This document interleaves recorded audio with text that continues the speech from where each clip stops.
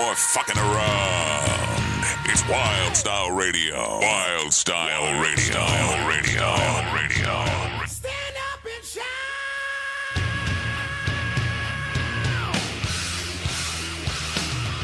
Stand up and shout.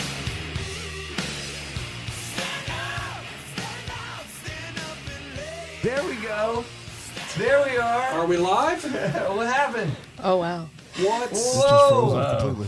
It's been a month. It has. That's what happened. Got to work out the kinks. It's been a month.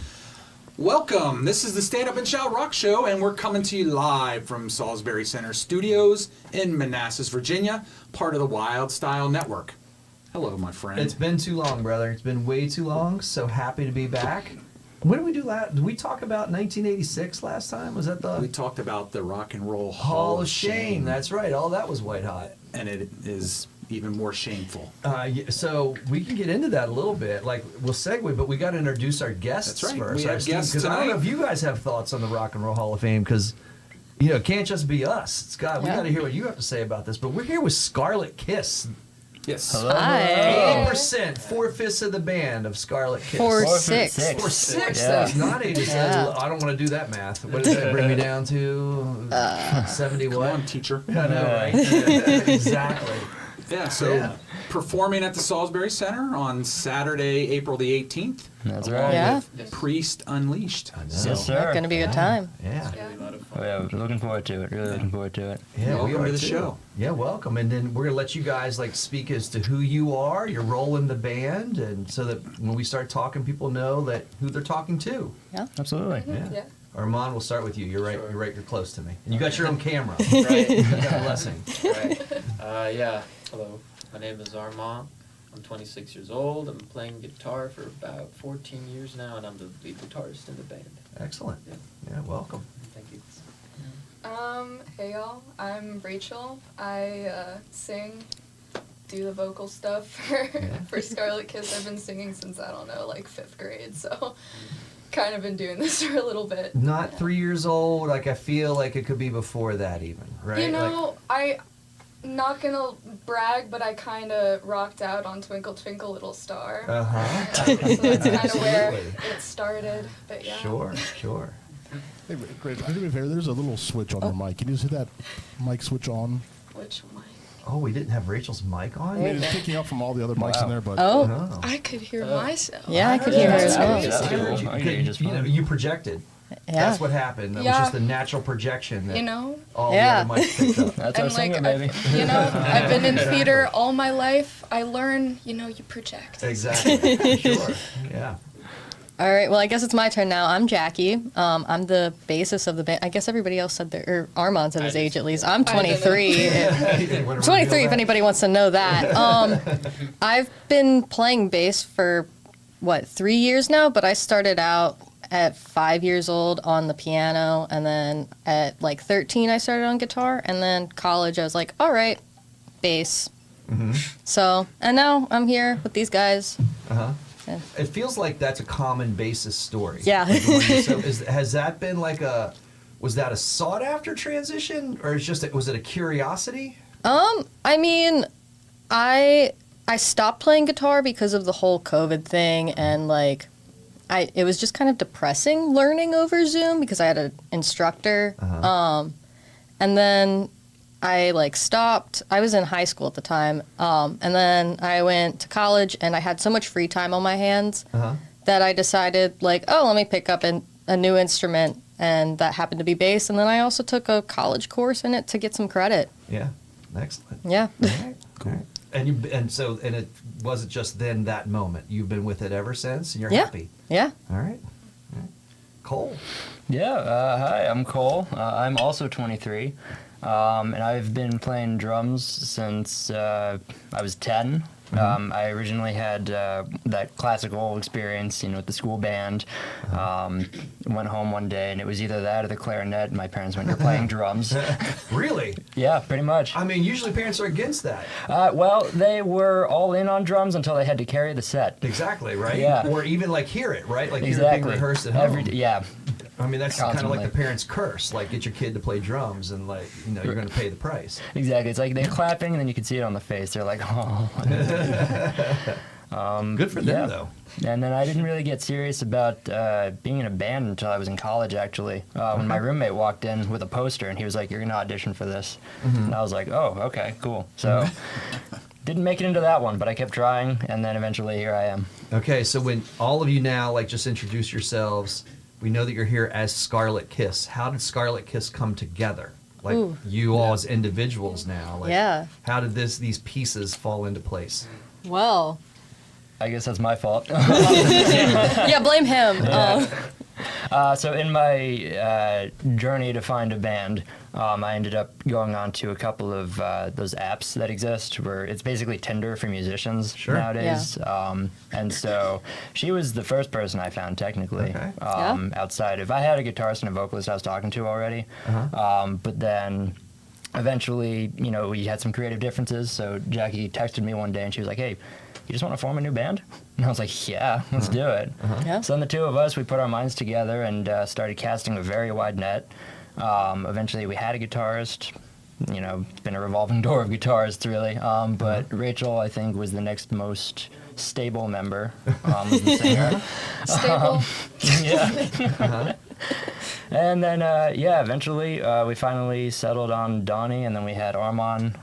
Clayton is our keyboardist. He's not here right now, but you'll get to meet him eventually. Neither's Donnie. Yeah. Yeah. But somebody might be showing up in the next 5-10 minutes, right? That's That one's Clayton. Clayton. Is he coming? And if he doesn't turned around, he can certainly join the conversation. Like, we can have him pop in. Yeah, he would love midstream. to. So Absolutely. like, you let him know, like, especially if he's gone a long way, because you guys, Yeah. someone Yeah. came from Maryland to get down here to Virginia Yes. and have this conversation. That's true.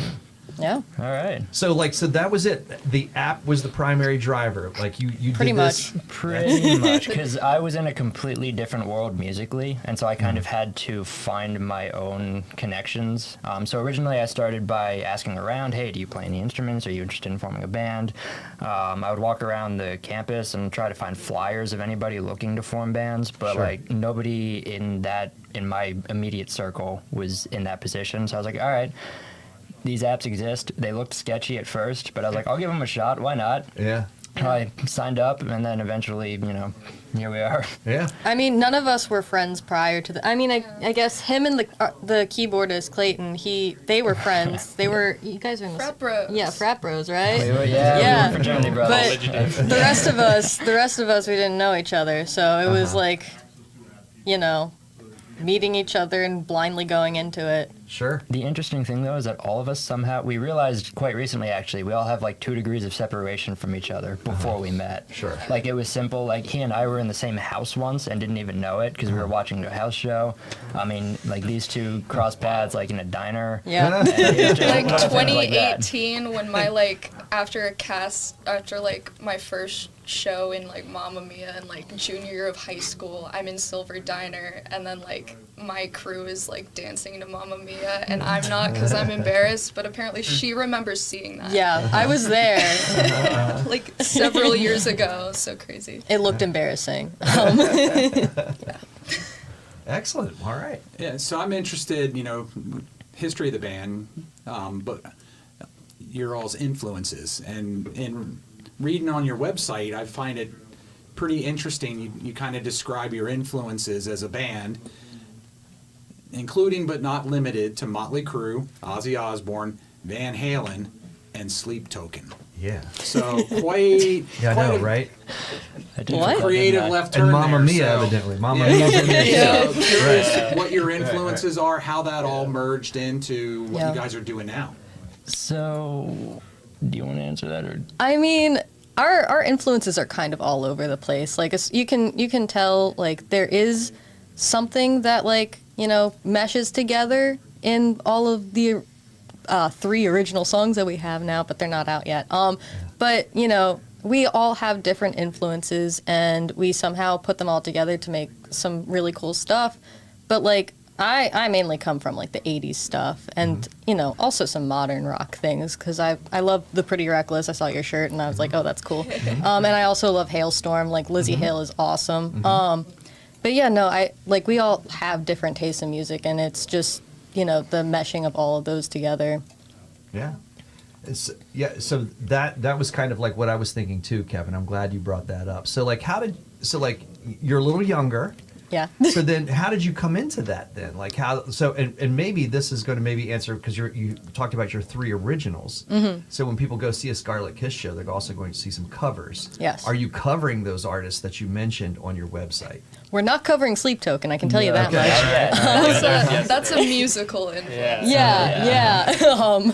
But yeah, no, we do cover Motley Crue. We cover Van Halen.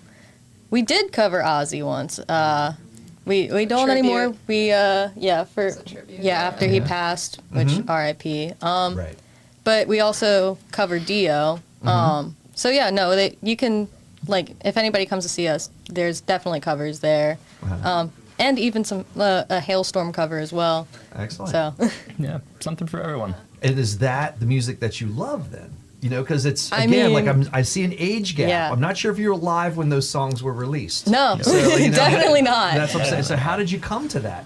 I mean, as anybody in our generation, it's mainly from hearing what our parents played in the car. Mm-hmm. At least for me, I don't know about you guys, but Yeah. Well, the funny thing for me was I got into Van Halen out of spite. Because I remember I wore the T-shirt once, and it was one of those Nirvana situations where you wear the T-shirt but you don't actually know the band. Yeah. So I wore the shirt, and then one time somebody was like, "Hey, so do you prefer Dave or Sammy?" And I'm like, Oh yeah. What's that? "Yeah." I'm like, "What's a Sammy?" I don't know. Name 3 songs. So then I went home that summer, and I'm like, "I'm gonna show this guy. I'm gonna show him I know my stuff." And then I started listening to the 1984 album, and it just went downhill from there. And then The Dirt came out, I think that same year actually. So I Okay. discovered Motley Crue, The movie or the book? the movie. Okay. Yeah. he doesn't read. What are you? He played drums. The book is crazy. As crazy as that movie is, Yeah. the book is insane. So I've heard. Yeah. I have been meaning to open it at some point, Yeah. but I mean, all he knows is Big Drum Go Boom. He doesn't read. But then I'm going to ask you, Cole, like Dave or Sammy, since you brought it up. We talk about this a lot. About it a lot. Right. so oh man, my answer's a little bit complicated because they're both fantastic. Sure. I mean, Dave's the classic, so if in the same room and I had to choose one, I would go Dave because Dave sings more of the songs that I like. Uh-huh. He's the better showman, but I think Sammy's a better singer. Sure, right. That's Absolutely, yeah. hands down. Yeah. Classic fallback, with the Dave Sammy. Way I to mean, stay right. on the fence. But there's no. We go. There's the third. There's Gary Sharon. But I still like him. I still like. I don't think that there's a bad answer to a Van right. Halen frontman. It's just who is the best, right? Right. Like, so don't feel the guilt. Yeah, that's right. All right. So yeah. So there's another element that you guys bring out when you advertise the band and talk about the band, and there's a vampire element there. So like, Yeah. and you mentioned your originals. I would love to hear y'all's originals. Yeah. And so tell me how this works into your sound, maybe even when covering songs, and is that element existing in your original music? And how does obviously the vampire element speak to the name of Scarlet Kiss then too, right? So speak to that a little bit, the vampire piece. Yeah, I like to categorize a lot of what our songs sound like, and or if you read the lyrics to them, they are kind of this fuel of angst that also digs at, I guess, the toxicity of certain situations and relationships that I think can speak to that vampire aesthetic. We're leaning into the mood and that angst that you feel. I guess that bloodlust, one could say. So I think we like to kind of amp up our glam rock, our moodiness, that kind of stuff. It shows through in our originals and how we perform our covers too. Excellent. And are we going to see some of those originals? Absolutely. Yeah. On the 18th? Yeah. Okay. Yeah. We're- All 3 of them? All 3 of them. Yep. Okay. And maybe maybe a a fourth. Okay. We're in the works with one right now, and it's hopefully, knock on wood. Is there any wood around? Hopefully it'll be done by then. It looks promising. But yeah. That's exciting. I love that you guys speak to that because sometimes originals come from strange places, right? So some Mm-hmm. people necessarily don't have a thematic approach towards it. So I think it's a very exciting piece to what you guys are putting together. Yeah. Yeah. Yeah. I mean, he's the one that came up with the name, but Okay. and I just made the logo, and I was like, all right, it's a cool name. So then the name were you thinking that way from that vampire perspective and Yes. a possible theme for your original music? Yeah, absolutely. I figure, so if I'm going to come up with a name, not only does it have to roll off the tongue, but it also should probably have something that you can wrap a theme around, if that makes sense. It was October, so I was in a Halloween mood. Me and my girlfriend had just finished Interview with a Vampire, and I was Okay. like, all right, vampire is a really cool theme. What can I come up with that's not cheesy? So I was racking my brain, and I was writing stuff out on a sheet of paper, and finally I came to Scarlet Kiss, because in my mind, it was a euphemism for a vampire bite. Sure, absolutely. Yeah. So, and then with that, then talking to your originals, you guys coming from diverse places and diverse backgrounds, what's your process for constructing those originals, especially with the fourth coming out? Like, how'd that come Yeah. about? Yeah.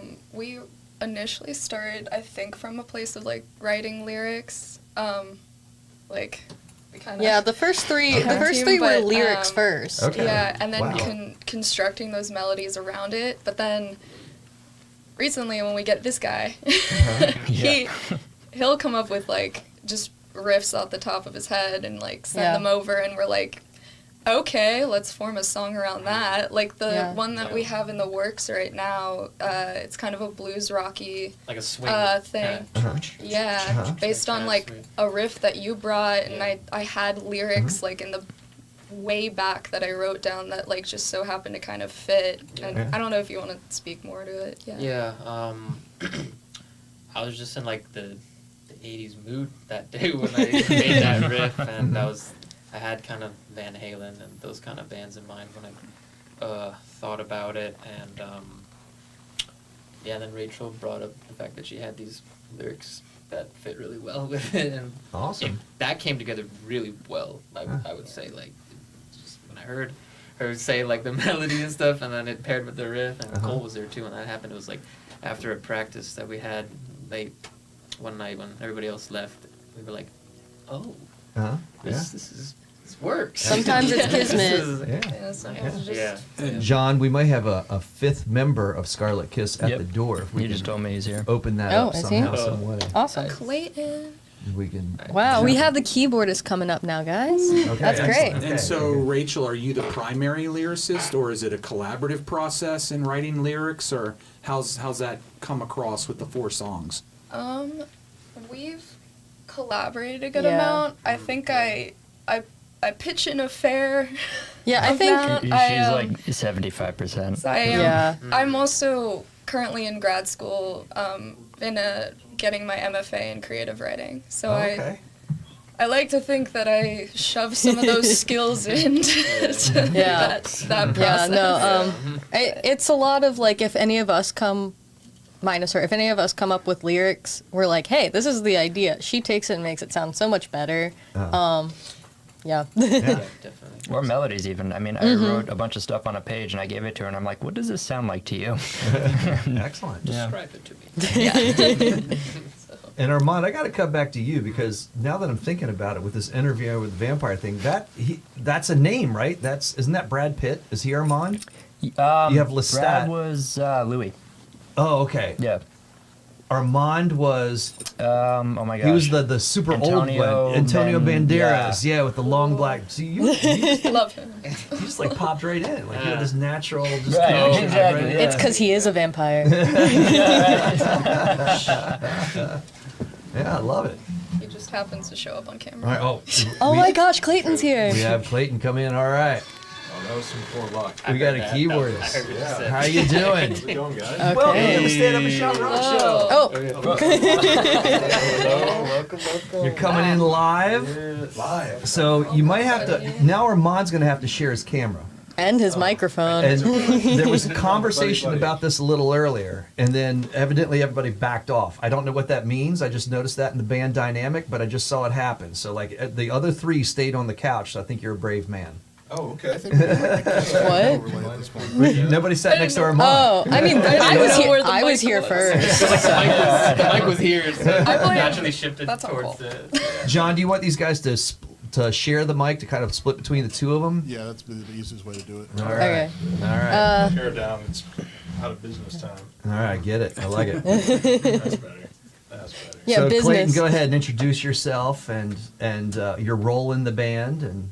My name is Clayton. I play keys, try to make the sound bigger with the guitars, doing organ stuff, and we're gonna work in some patches stuff when I get a new keyboard eventually. Okay. Some synthesizer stuff, patches, cool sound effects in the future, I think. Oh yeah. Nice, definitely. nice. And are you also a fan, because you're talking about influences and background and the covers that you play, you're also a fan of the 80s music. And was that really kind of your thing coming into this band? So my dad put me on to like Genesis and the Police. Okay. So those bands hold a special place in my heart. I listened to a lot of Muse when I was a teenager. That was kind of what stuck in my brain as a 13-year-old. So like the Resistance album and the Madness album, those are kind of stuck somewhere up there. Yeah. So I think that's kind of what I like to add into our music, some of the alternative rock Excellent. kind of stuff.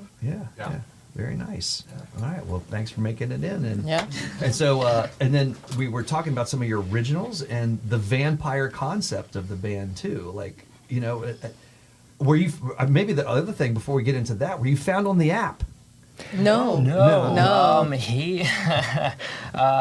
I joined the fraternity at George Mason okay, University gotcha. about a semester before he did, and Okay.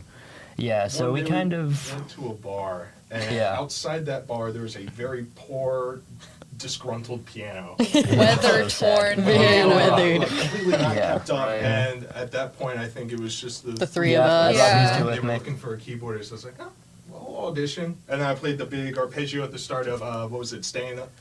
What was it? I will survive. I Will Will Survive. Ah, yes. Right, I yeah. remember Horrendous trying to flat sing piano, to that. But, What an origin Yeah. story. Rachel, did you chime in then? A little "I Will Survive." I attempted to, but that piano was unfortunate. But I could sense your talent, though. And that's what was important. Yeah. Sing keys chipped. Yeah.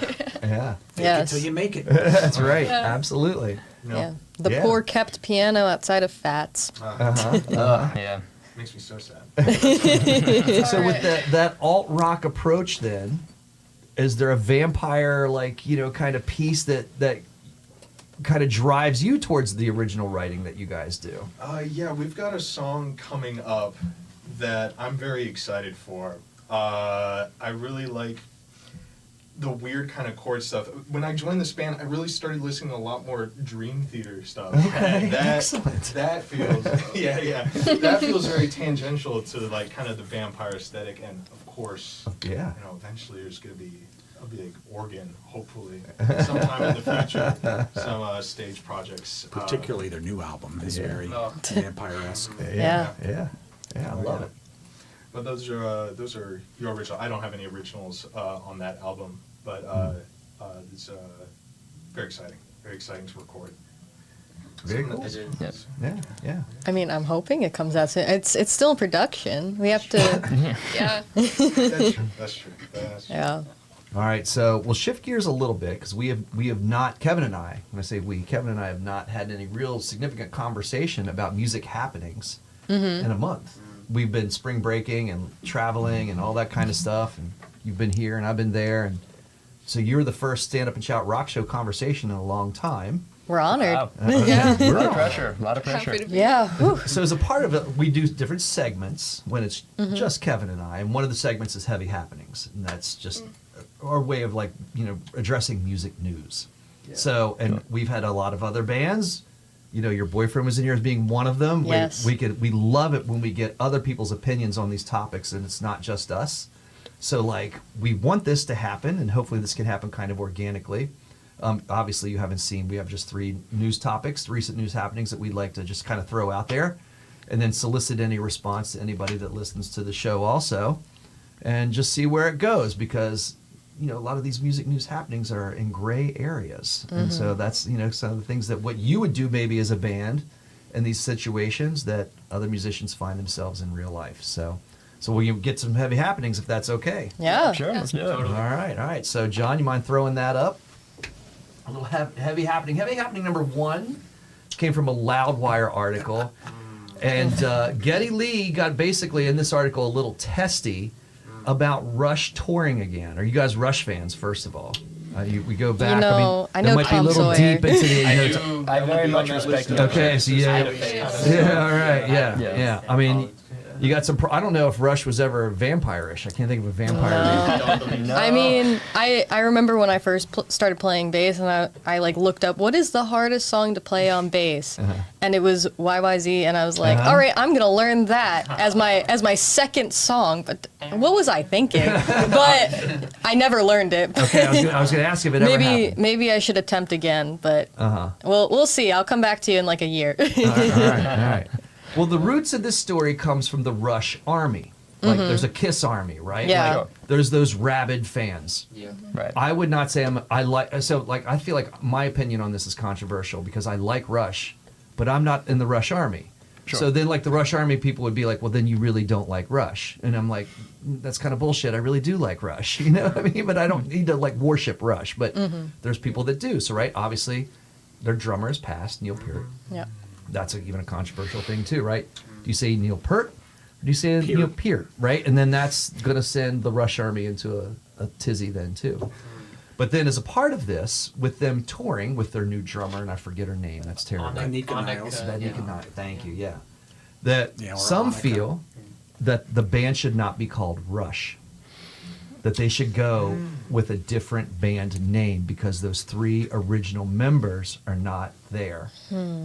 Geddy Lee's response, most recent response in that article is bullshit. We're going as Rush, Yeah. right? Yeah. Like we are Rush, and that to me gets to the And crux of the Also the conversation. line, what the fuck are we supposed to call Yeah. us? That was, Yeah. Right, that was his Yeah. quote. Yeah. right. So we've talked about this. I don't know if you guys are Creed/Alter Bridge fans. Yes. Definitely. Right, so Absolutely. that's a band that did rename itself with a change of a band member. Right. And we have both spoken to that. We're fans of that, and that's one of probably our most watched reels. Because Alter Bridge is better. Is Alter Bridge versus Creed? Should band change a name? What do you guys think of the Rush situation? Should they change their name? Should they stay as Rush?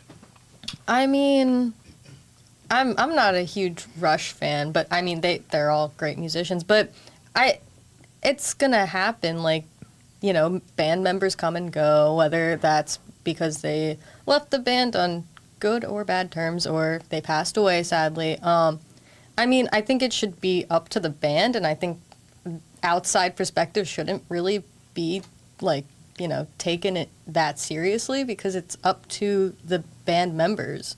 Sure. I mean, because every band goes through their like roundabouts of who's in the band and who's not. Yeah. And I mean, you can't just keep on changing the band name because like at some point your fans aren't going to know who you are anymore because Right. you have that brand with the band name. Yeah. You guys in Yeah. agreement with that? Yeah, I mean, Slipknot's gone through 3 drummers, and they haven't changed their name. Right. I mean, I feel like, have they talked about releasing new music yet? No. Right, yeah. No, So no. if they're not releasing new music, it's Rush's music. They should play it as Rush, regardless of who's playing drums. Right. We could take another extreme example, another 80s band, Quiet Riot. And there's no original band members Yeah. left, and who is touring now as Quiet Riot. Personally, I mean, when Rudy Sarzo comes with them, like that's when it's Quiet Riot. But like when it's the 4 like new people, it's basically it. I personally think that it's a tribute at that point. I know that they're doing Quiet Riot songs, but it's like if we were to just be like, yeah, we're Quiet Riot now. Are they writing? Like, we're not Quiet Riot. Like, Right? yeah. Yeah. I don't know. Kevin, what do you think about that? About Rush or Quiet Riot? Well, they're kind of 2 extreme examples, I feel like. Correct. Rush and Quiet Riot. In terms of Rush, anyone that thinks they should change their name are fucking crazy. Because Rush was Alex and Getty. Yeah. They Yeah. started the band. Right. They had an original drummer before Neil. Right. And they had several albums they were a well-known band before Neil joined the band. Right. So they went to a whole nother level. Right. But yeah, and as far as I'm concerned, you know, they're Rush. And I also feel that So- like Geddy Lee and Alex Skolnick were very mindful of Neil Peart's passing. Like they were very acknowledging of that. It wasn't kind of like a, you know, we're just going to keep blowing the doors off of this and Right. doing what we're keep doing. Well- That wasn't sure if they were going to do anything music Right. for a long period of Took a time. while. I don't Yeah. think they probably would have had it not been for Taylor Hawkins passing and Yes. then performing Yes. Yeah. at the Taylor Hawkins tribute. Right. I think that probably got their juices going again Right. when they did that set. Yeah. And you know, I don't know if you guys saw it, but they Oh, yeah. opened the Juno Awards, Oh, yeah, that was. and that was the first live performance with Anika, Yeah. and it was fucking killer. Uh-huh. They were great, and behind them was Neil Peart on video the Right. whole time. Right. So it's like they. So I'm saying they're it's- mindful of that. It's very much like Pantera, Right. and what they've been doing, and it's not Pantera. Mm-hmm. And as long as they're doing that as what they're doing, I'm kind of okay with that. But if they're gonna go record anything and try and call it Pantera, That's where Cole is, yeah. they Yeah. need to Yeah. change the name of the band. Yeah. Because agree with that. the original, I mean, that band was founded by the Diamond Brothers, and you know, for Rex and Phil to want to create new music, it's no longer Pantera. So right. I think you change the name at that point. So where are you with Quiet Riot? I would agree. I think they're essentially a tribute band. It's a tribute band. But Are the, because of the incestuous history behind it, Right, it's they've been able to insane. hold on to the name. How many band members have been in Quiet Riot? Right. Right. I mean, 24, you know, over time. Yeah. Yeah. Yeah. All right. Yeah. So we'll see how this plays out because the tour is about to happen. It's coming up this summer. So, and then we'll see. Well, the proof's in the pudding, right? Always in the live music. There's Always. Proof's always in the live music. I think they shouldn't change the name for the tour. I mean, it just doesn't make any sense because they're only going to be doing Rush songs. Like, Right. I'm certain of it. Like Right. that, unless they're, you know, like, oh, I wrote this new song. Let's play it together. But like, I'm sure they're only going to be doing Rush songs. So, what are they going to do? Right. Like, call themselves a tribute to Rush? Right, Like, when right. when it's Geddy Lee, like what? Yeah. Yeah. Sure. All right. We'll get to heavy happening number 2. Maybe. John's on the phone. All right. So this is a recent contest. Are you guys familiar with Better Than Ezra? Can't say that I am. They had that Yeah. song, That I am. and it's good. Yeah, that one. You know, like, Oh, that song. they're kind of in that Okay. post-grunge, Yeah, yeah, late yeah. 90s, early Oh. 2000s one-hit era. There were so many like That's one-hit. kind of my vibe, though. Yeah, there's a lot of one-hitters out there. The one-hit wonders. The other band that come, like for me, like that Teenage Dirtbag song. Oh. You know, Wheatus? Wheatus. Exactly, yeah. It was in that It's a good camp song. of bands in that era. Toadies, The Toadies, yes. Possum Kingdom, Yeah, right. There was, tons of them. I don't know why that was post-grunge fallout. Like, it didn't seem like albums caught on at that time for some reason. And it was Napster, because it was kind of like the heart of Napster, LimeWire, like in those Yeah. days, those Yeah. trade days. I don't know, but either way, so they have a contest out right now, songwriting contest for people to contribute. I can't remember what the AI tool is. Do you remember the name of it? Sound something. It sounds something. What? It's an AI tool that it's obviously promotional for the AI tool because the AI company wants you to subscribe to their AI service, Of course. and then you write a song that will be contributed to Better Than Ezra, and they will release this song as theirs. AI is writing the song. Well, And I think our question was, there's a theme in our heavy happening. Should always. So in other words, should better than Ezra let AI write their songs? Is the No. question that we're throwing. AI shouldn't be writing music because For it. anybody. That's probably the Yeah. reason I've never heard of them. Well, that's the You one had to hear. hit. I know you. I just didn't sing it very well. Like It's possible. I You've- it's you've so heard it. possible. every bar You've heard on the it. planet. Have I? You've Yeah. heard it. All right, You've I heard guess I've it. heard I'm it. sure you have. We'll listen to it after the podcast. All right, that's fair. Yeah. We'll play it in Cookout. Yeah. We'll play it on. We'll play it on a It could be very already loud playing in speaker. Cookout. Yeah. I mean, Here. no, I don't think AI should be writing music. If you need to use AI to help write a song, then you shouldn't be like a lyricist or a musician. Like that's essentially cheating. Yeah. And like Yeah. there like AI has no feelings really. Uh-huh. You're not hurting its feelings by not using it. Yeah. You're not hurting its feelings. It has no feelings. Like, there's no feeling behind the words. And there's, like, you can't tie it back to an emotion, really. Like, you can say, like, oh, yeah, no, I felt like that before. But, like, the robot never felt like that. And I'm sure they're not going to give, writing credits to AI. Right. Oh Yeah. no, Yeah. definitely not. Yeah, they're taking all of yeah. I don't know how, right? I don't know how they identify like this contest winner and give them some. Do they give them a writing credit in the album? I don't know. Like, do you give it to the person that subscribed, I guess, to the service and generated the AI Yeah. component of the song, 'Cause or you- do you give it to the service itself?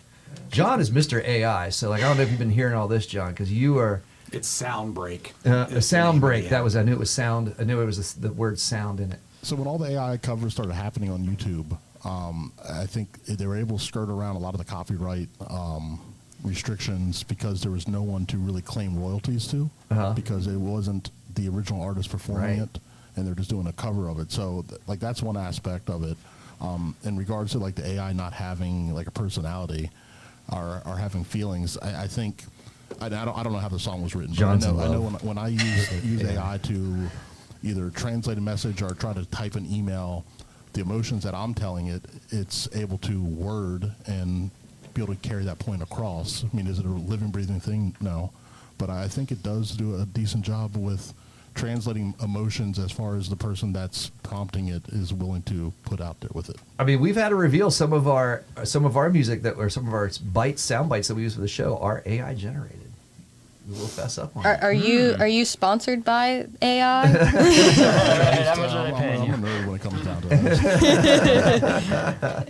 Do you think? Maybe it'll actually write them some hits? Well, that's it. Do you Here's- think that this is an attention grab for Better Than Ezra? I Maybe think it is. It's a news grabber, and if they haven't, yeah. Definitely, certainly a hot gets them topic. in the news. Like We haven't talked about Shinedown them- announcing they were gonna Go country. perform country. We haven't talked about Better Than Ezra. This is the first time in we've been doing the show for 4 years. It's the first time in 4 years that we've talked It's the about. first time in 30-something years we've ever talked about that. So in that way, I guess it's working.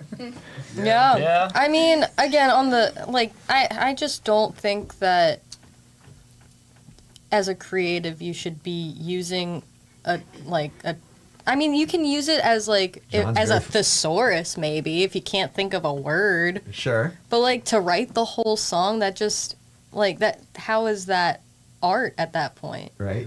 Right. Kind of, it exists sort of on a spectrum where, I mean, as time goes on, more people can make music in their own garage with not, a whole studio in place, and now you could just hit a button to do the creative process as well. It's more of like you're outsourcing the thing that could make you unique into a box that everyone has access to the same box. It's not even that you shouldn't be like a lyricist. It's more of like it's very hard to describe what could separate you if you don't put your humanness, your mistakes into that. Right, Because right. AI is still like a fantastic tool. There's like the cancer research is a big Right. example why it's like not a no-go and it's a complete spectrum. But Right. yeah, it's very hard to say, with the copyright stuff and the licensing, Yeah. how you separate that. And, Yeah.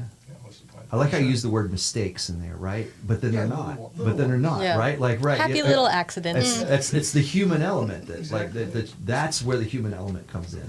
And not to say that AI doesn't make mistakes, is AI can Hallucinates, right? It can Yeah. hallucinate, and then like the music is built off of whatever was fed into it. So maybe it's you know, kind of, I mean, it's a little derivative, but all music's a little. That's why it's a whole spectrum. It's really hard to like I describe. But What were you saying? But like that's also because you're saying like it's pulling from a bunch of things, and you mentioned like what do you do about crediting it? Like Yeah. what are they gonna do about crediting the song that then they like produce? Because Right. it's not really the person that wrote it, and then also like if artists do use AI, are they crediting it? I don't know. But then also AI naturally just pulls from everything that's already out there. Exactly. So it's just this endless like paradox of like you can't ever find then the proper credit for the tool Yeah. because Right. it's also just taking from things that are already existing. I mean, are we gonna So- have to cite our sources for like AI written songs? Like yeah. Yeah, Bibliography. yeah. In song credits now, there's like a new section for the bibliography of everything. Right, like right. Yeah. Are you okay, John?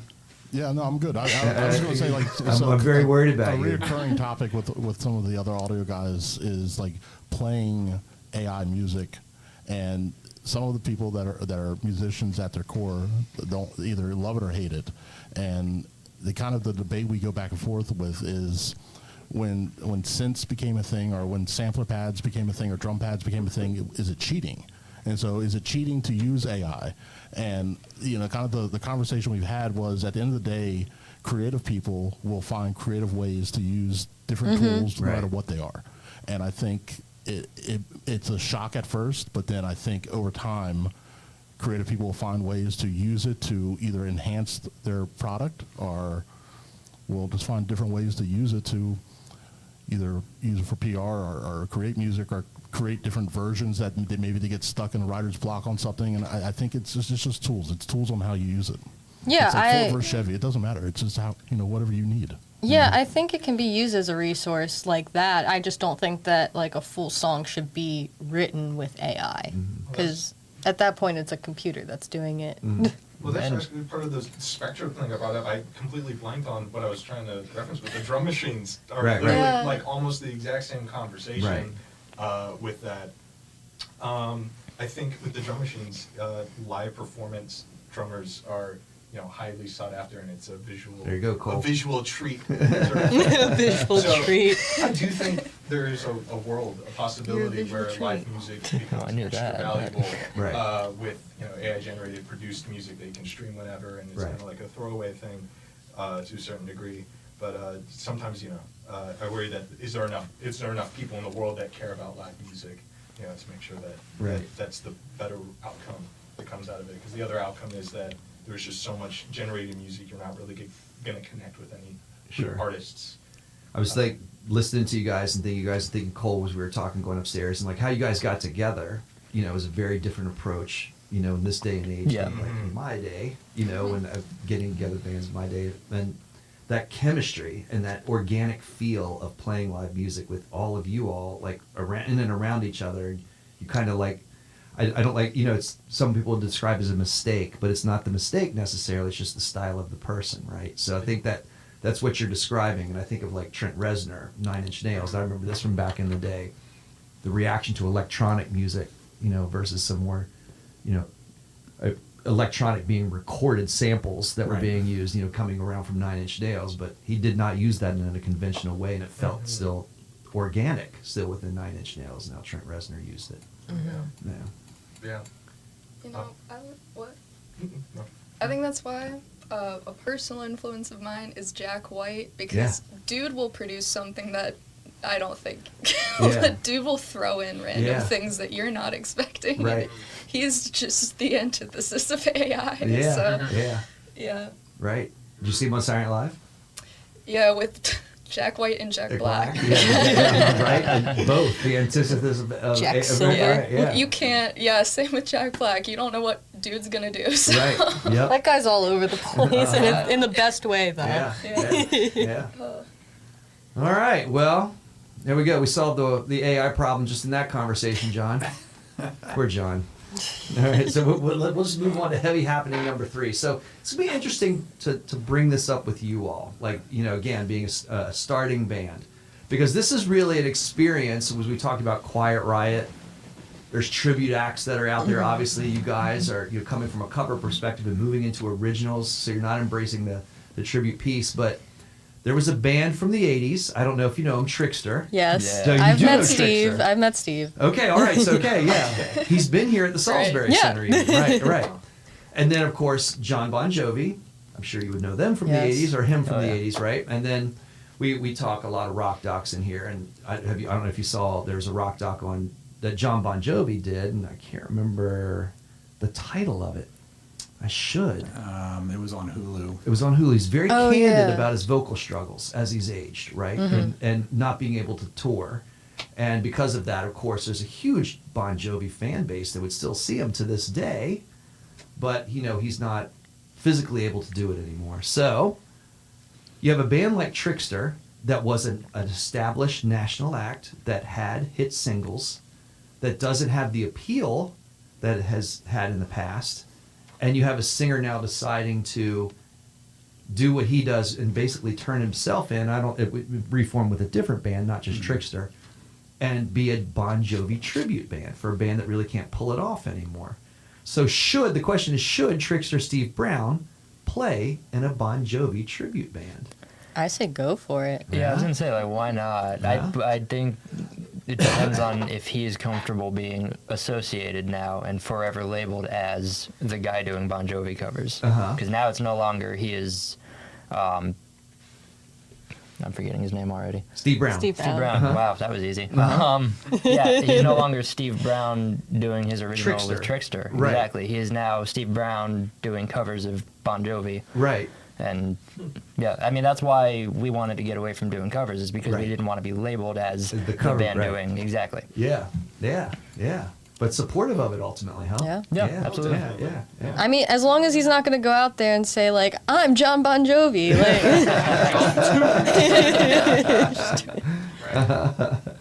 Kevin, you have any thoughts on this one? Oh, I do. Some of them I'll keep to myself. I mean, whatever, right? Right. We're getting ready to go see Black Label Society, and I love Zach Sabbath is opening. yeah. Exactly. Right. So- That is a really good point. Zach Sabbath being Yeah. that. Right. Yeah. So, I mean, from that perspective, knock yourself out, Steve, Right. if that's something you want to do. But Zach Wild opening You for know. Zach Wild. so, and we've seen Zach Sabbath several times already, and I'm stoked to see him again. But Right. that's a tribute band, and, Right. and it's a phenomenal tribute band. It's a So- good example of somebody that has held that together, like with their original band, Right. Black Label, Mhm. right? Zach Wild doing Black Label, so maybe Steve Brown's going to do the same thing. Yeah, I mean, I know when he was here, that was just a little bit over a year ago. Yeah. It was an acoustic set. That Yes. he did. Uh-huh. But it was, it was a couple of the guys from Trickster. And, Yeah. And they did Trickster stuff. So, and it was a good show. I don't know if they're not working creatively together as much anymore, and this is a little side thing. And, Right. I have no issue with that. Yeah.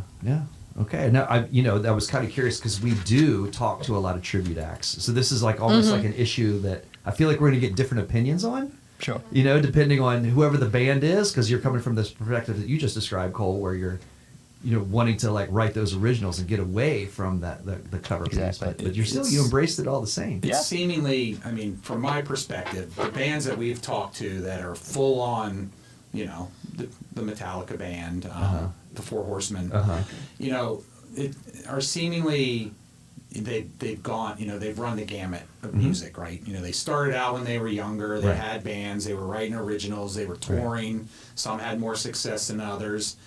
Then you get families, you have children, Yep. jobs to pay Life. for all of that and Right. life. Right. But they want to keep playing. Right. So Yeah. it Right. seems like that's the glue that's pulling those guys together. Right. And doing the band thing and in and around something that they all really, really like. And we mentioned Bon Jovi's fan base. We certainly know a lot of that fan base, like Sure. personally, right? Like, Oh, yeah. And obviously there's hundreds of thousands outside of the people that that I'm just even thinking in my Yeah. mind.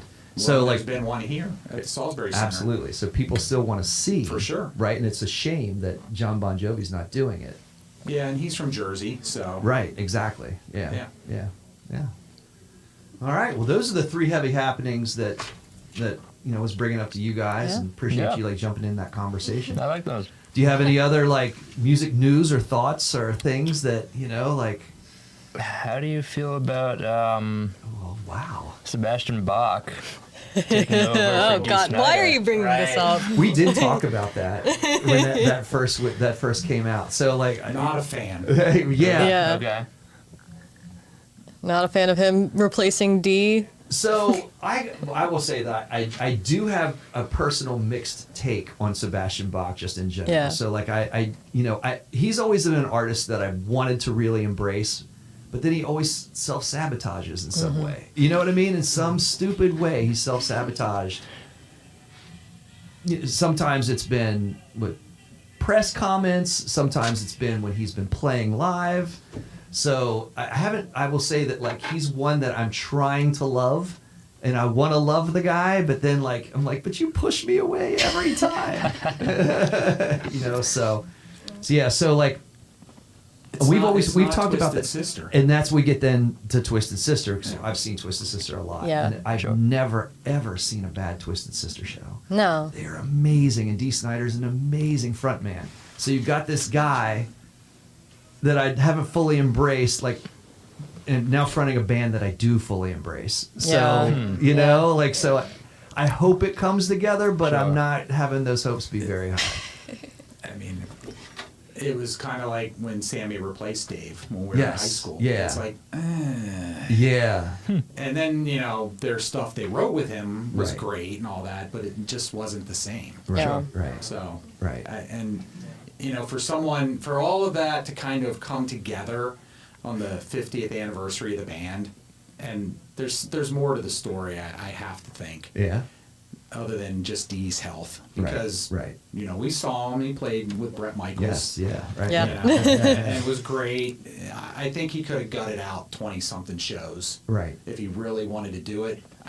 But And Dee There were Snider's that certain- kind of guy. there were certain surviving original members Right. that seemed like they said, well, we're not doing this reunion tour. And now they're suddenly doing it now that Sebastian's the lead vocalist. Sure. So it's like maybe there was a little bit of, some egos and some animosity there. I'll tell you what we loved. Like, if we're talking about frontman replacement, so to speak, because front woman, was when Lizzie Hale fronted Skid Row. Oh yeah, that was great. That was awesome. Yeah, that was amazing. But even she was getting hate because she was struggling on "I Remember You" like on one of the last shows that she was playing. Yeah. Because her voice was tired, and everybody's like, "Oh, you're not Sebastian Bach. Nobody can replace Sebastian." You Yeah. just know Sebastian is such a douche. At some point on that tour, he's going to go off the rails on some Skid That's Row where thing. that's kind of where I And go. It makes it about him. It's always about him. And I don't want to derail Twisted Sister with some meltdown, that he could potentially have during one of their shows. Yeah. Yeah. He was much more, straightforward about that than I was trying to be a little more political. Trying to skirt around it a little bit. I mean, back to like Lizzie Hale, even this might be off topic, but like even I know that when we do our big male rock songs from like Yeah. the 80s, Yeah. I'm just wondering like how is it gonna come across like Yeah. with me like as a like female vocalist and Yeah. everything, try my best, but yeah. Yeah. It's just naturally going to sound different, and Sure. I guess it's just like how much do they like accept making it your own in that way, especially when the person singing it's a completely different person that has their own style. So Right, but right. anyway. Well, Yeah. I'll just say, because I did see the TikTok video of you doing Audio Slave, Oh. and it was really good. Thank you. And that was the topic we had about Soundgarden going into the Rock and Roll Hall of Fame. Yes. They should. Yes. Well, absolutely. Who they should should front? have, but Yeah. who should front? Right. And it ended up being Taylor. Right. And it was done very, very well. Yeah. Yeah. She There's did not a lot great. of people that Yeah. can sing like he could. Yeah. So, Yeah. but a lot of female singers can. I haven't seen that. I gotta go find that reel. I'm gonna find your reel now. Yeah, that's excellent. Yeah. Me and Armand over here, big big Chris fan. Oh, I love Oh, Chris yeah, too. and Yeah, Jackie. I was the one because we were gonna pitched do. it, Yeah, yeah. we were gonna do a Soundgarden song, but it was kind of hard because Soundgarden songs are more like jam band. Yeah. I wouldn't say we're very much of a jam band. So I was Obviously, like, that's great. well, what if we just do another Chris Cornell project Obviously. and do Audio Slave? That's So brave. we did Show Me How to Live. Actually, it. I think we're planning on playing that on the Very 18th. Yeah. Yeah. So if you can't, Yeah, if you guys are, you don't see the We'll be here. real. I'm here. it'll I be can live. say I'm definitely here on the 18th. Yeah. I'm Well- very much looking forward to that. if anybody out there who's watching this right now wants to come on the 18th and you're an Audio Slave fan, All right. Yeah. Yeah. Yeah, and so obviously we mentioned at the beginning of the show, you guys are opening up the show on the 18th for Priest Unleashed, but you'll also be back in May on the That's right. 21st with the Sound of Thunder, Schumann, and you guys. So Yeah. a couple Yeah. times here coming up. yeah, That's true. It's exciting. it is. It is Absolutely. very We're exciting. very excited. Anything else going on in the Scarlet Kiss world? Or any place else we can catch you guys? Nothing that's been set in stone. There are some conversations being had about going up to New York for a couple of performances there. We may or may not be playing a festival in Baltimore. Okay. Again, conversations. Nothing set in stone, so we're not going to focus too much on advertising. There is one set in stone. I believe I don't even remember the date to be exact. I think it's like November 14th, maybe, if I'm not mistaken. We're playing at the Hall, which is in Maryland. Okay. Yeah. And two of you are coming from Maryland. Yes. Well, Mine is I'm Richard. originally from Yeah. Maryland. Okay. Yeah. So they get the shorter drive. I get you. Yeah. Okay. Yeah. Bit of a drive, Yeah. but happy to be here. And if folks want to check out what's up and coming with the band, it looks like you got a pretty wide spread on social media. Is that where Yeah. everything can be Yeah, found? Scarlet Kiss Band on Facebook, Instagram, TikTok, scarletkissband.com if you want to look at our website. Make sure you include band. Yes. Yeah. Made that Right. mis- yeah. Unfortunately, It's not the lingerie store. yeah, unfortunately, there's a lingerie store called Scarlet Kiss. Now, if you want to check that out too, be my guest. But Scarlet Kiss You band. should get like a royalty for that. Yeah, maybe. Partnership. Yeah, That's right. exactly. Yeah. Yeah. Link to their site on your page. Exactly. Right. The Maybe- double kiss. Two kisses. Two kisses in one. Maybe Imagine get the those guys promo some photos. outfits for to wear on stage. Love it. Up your game a bit. Cool. Excellent. All right. Well, we will be here on the 18th for sure. Yeah. We're looking forward to that. Priest Unleash, you guys. Priest Unleash is going to be a great show. Yeah, And, looking forward to that. Yeah, yeah. So sometimes, if we can catch John in a good mood, we can have a little post-show conversation, so maybe we can grab you then.